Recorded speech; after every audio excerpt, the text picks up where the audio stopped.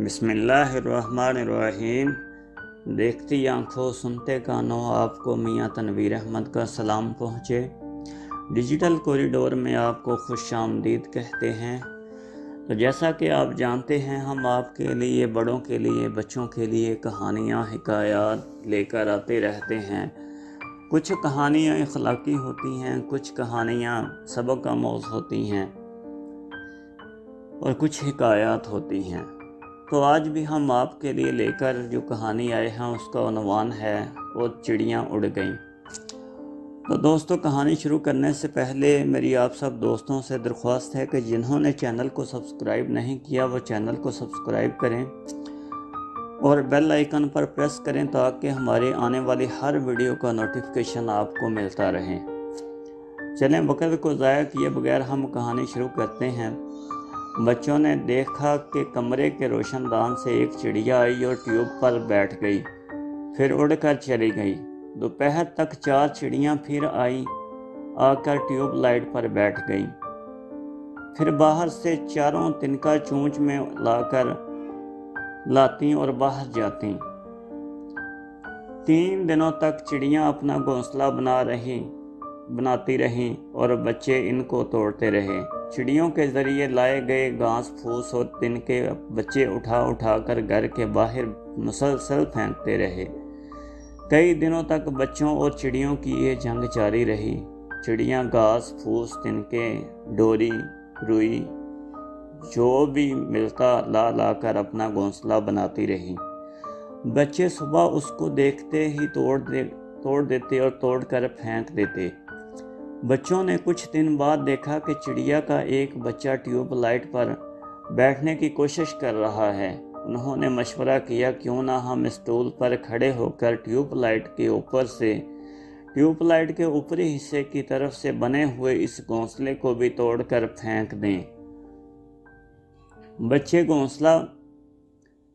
बच्चे घोंसला तोड़कर फेंकने की बातचीत कर रहे थे कि इनकी माँ जो इधर से गुजर रही थी उसने सुन लिया और कहने लगी, बच्चों क्या कर रहे हो? बच्चे बोले, माँ देखो ना, एक तो चिड़ियों ने हमारे घर में अपना घोंसला बना लिया है और ऊपर से एक बच्चा भी है जो गंदगी फैला रहा है। हम इस घोंसले को तोड़ने की बात कर रहे हैं। माँ बोली, नहीं बच्चों, घोंसला मत तोड़ना। अगर चिड़िया तुम्हारा घर तोड़ दे तो तुम्हें कैसा लगेगा? बच्चों ने एक दूसरे की तरफ देखा, फिर बोले, मामा देखो ना, इन्होंने हमारा कमरा कितना गंदा कर दिया है। हमारे बिस्तर और बेड पर भी गंदगी फैला दी है। माँ ने प्यार से बच्चों को देखा और इन्हें नरमी से समझाया कि देखो बच्चों, जैसे मैं तुम्हारी माँ हूँ वैसे ही चिड़िया भी अपने बच्चों की माँ है। अगर कोई तुम्हें तो परेशान करेगा तो मुझे दुख होगा, और अगर कोई तुम्हारी माँ को परेशान करेगा तो क्या तुम्हें अच्छा लगेगा? बच्चे बोले, नहीं माँ, आपको अगर कोई तकलीफ देगा तो हम उसे जिंदा नहीं छोड़ेंगे। माँ बोली, बच्चों इसी तरह तुम भी चिड़ियों को मत मारो, इनका घोंसला मत तोड़ो। वो तो अपने बच्चों के बड़े होने का इंतज़ार कर रही हैं। जब इनके बच्चों के पर निकल आएंगे, ये खुद ब खुद उड़ने के लायक हो जाएंगे तो वो यहाँ से खुद ब खुद उड़कर चले जाएंगे। फिर वो आसमान की तरफ उड़ते हुए तुम्हें भले लगेंगे। बच्चे बोले, जी अम्मी जान, अब हमें समझ आ गया है, हम अब कभी भी घोंसलों को नहीं तोड़ेंगे।